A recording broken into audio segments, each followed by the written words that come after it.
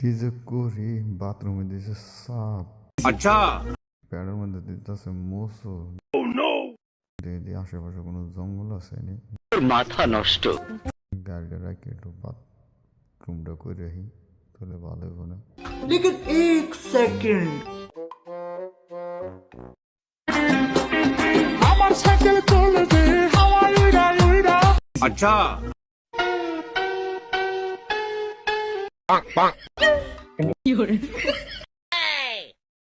लेकिन एक सेकंड